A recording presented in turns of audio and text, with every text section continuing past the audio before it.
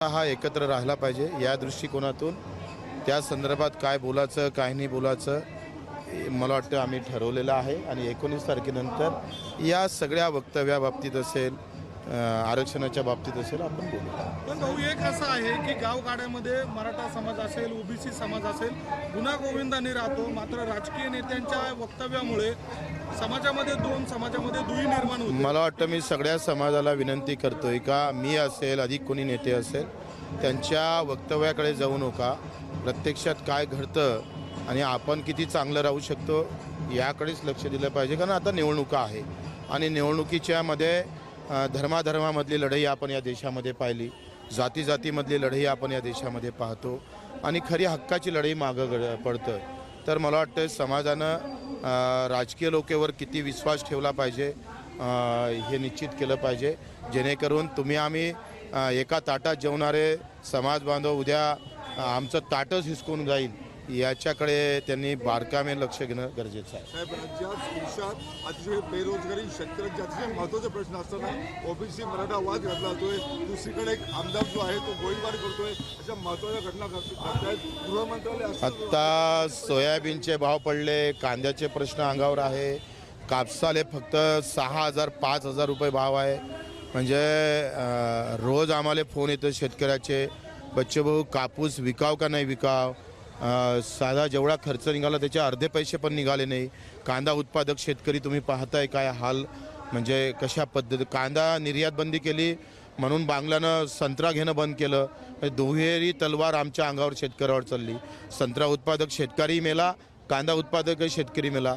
सरकारचं या सगळ्या लक्षाकडे पाहिजे तेवढं लक्ष नाही, त्याचं मी निषेधही करतो। कारण शेतकरी जगला तरच देश जगू शकतं, तो कुठल्याही जातीचा धर्माचा असू दे, शेतकरी या देशाचा कणा आहे आणि त्यासाठी जे काही करता येईल ज्या पद्धतीनं करता येईल त्या पद्धतीनं आम्ही करू। काल छगन भुजबळ म्हटले मी 16 नोव्हेंबरलाच राजीनामा दिला आहे, त्यानंतर मी अंबडला जालन्याला सभेला गेलो होतो, मात्र हा राजीनामा दिला बाहेर कसं आलं नाही, कोणाला याबद्दल समजलं? मला वाटतं या सगळ्या बाबतीवर मी 20 फेब्रुवारी बोलू, सगळं काय असेल सगळी कसं आहे का आमच्या बोलण्यानं अधिक तेढ निर्माण होऊ नये किंवा समाजामध्ये काही वाईट होऊ नये या विचारानं चालणारा मी आहे। आम्ही शेतकऱ्यासाठी तिखट बोलू पण जातीमध्ये कुठेतरी तेढ निर्माण होईल असं वाईट बच्चू कडू आयुष्यात कधी बोलणार नाही, त्याचा विचार करूनच आम्ही समोर पावलं टाकू। 20 फेब्रुवारी काय शिवजयंती आहे, थोडं शिवाजी महाराजांना 18 पगड जातीला घेऊन स्वराज्य निर्माण करण्याचा प्रयत्न केला, त्या 18 पगड जाती एकत्र राहायला पाहिजे, हिंदुस्थान आबिद राहायला पाहिजे आणि शेतकरी जगला पाहिजे या विचारानं। नाही असं काही नवीन निर्णय काय, आमची सध्या ताकदच नाही नवीन निर्णय घ्यायची।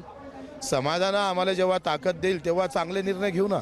आता कुठं, आता 2च आमदार हो आमचे, आम्ही निर्णय घेऊन काय फरक पडणार आहे सरकारवर अधिक कोणावर? भाऊ, मध्यंतरीच्या काळामध्ये तुम्ही जरांगी पाटलांशी कायम समन्वयकाच्या भूमिकेमध्ये होता, त्यांच्याशी चर्चा करत होता, मात्र मुंबईचा जो मोर्चा झाला गुलाल उधळला गेला आणि त्याच्यानंतर मराठा समाजामध्ये काही प्रमाणामध्ये नाराजीचा सूर देखील बघायला मिळतोय। अध्यादेश असेल किंवा मसुदा असेल याबाबतही प्रश्न उपस्थित केले जातात। या सगळ्या बाबतीत मी 20 फेब्रुवारीला पत्रकार परिषद घेऊन सांगतो। भाऊ, तुम्ही लोकांना शांततेचं आव्हान केलं आहे, मात्र सत्ताधारी आमदार आणि मंत्री वातावरण दूषित करायचं काम करताय। मध्यंतरीच्या काळामध्ये शिंदेचेच एक आमदार सरवणकर यांच्या माध्यमातून गोळीबार झाला, अशा पद्धतीचं थेट परत एकदा बंदूक काढायला काही हरकत नाही, पण ते स्वहितासाठी नाही, चांगल्यासाठी नाही, देशासाठी काढावं ना, काय हरकत आहे? एखादी गोळी आपल्या दिमागात मारून घ्यायला काही हरकत नाही, पण ते देशाहितासाठी, शेतकऱ्यासाठी, मजुरासाठी, कष्टकऱ्यांसाठी काढायला काही हरकत नव्हती, आम्ही त्यांचं स्वागत केलं असतं। या सगळ्या पार्श्वभूमीवर सुप्रिया सुळेंनी देवेंद्र फडणवीसांच्या राजीनाम्याची मागणी केलेली आहे, कसं बघताय या सगळ्या? ते राजकारण आहे, त्याला काही अर्थ भाऊ, आमदारांनी जे आरोप केलेले मुख्यमंत्रीवर, माझे करोडो रुपये त्यांच्याकडे पडलेले, त्यानिमित्त संजय राऊत यांनी मागणी केली आहे का मनी लॉन्ड्रिंगचं प्रकरणात गुन्हा दाखल करा त्यांच्यावर। कोणावर? मुख्यमंत्री शिंदेवर। ते कोणा मागणी केली, संजय राऊत कोणाकडे मागणी केली? कोणाकडे मागणी? मीडियाच्या माध्यमातून पण केली त्यांनी लेखी पत्र गित्र द्यायचं नाही. मीडियावर मागणी केल्यानं गुन्हे दाखल होत असतं का?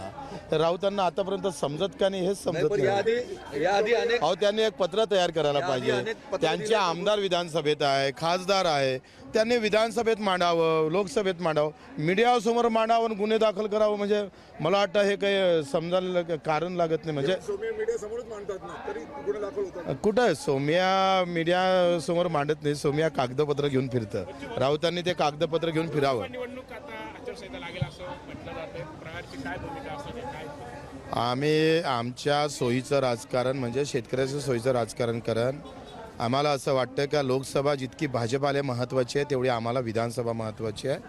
आणि लोकसभेच्या माध्यमातून विधानसभेच्या जर वाटाघाटी झाल्या तरच आम्ही भाजपासोबत लोकसभेमध्ये राहू. कुठल्या जागांच्या नाहीतर मग आम्ही जळगाव वगैरे 1-2 ठिकाणी, अमरावती असेल, या 3-4 ठिकाणी आम्ही लढू. लोकसभेत आपण लढणार आहे प्रहारची. वाटाघाटी झाल्या तर कुठल्या जागेवर दावा केला आपण? आम्ही लोकसभेचा दावा केलाच नाही. आम्ही विधानसभेचा दावा करतोय आणि लोकसभा आम्हाला लढायचीच नाही आहे.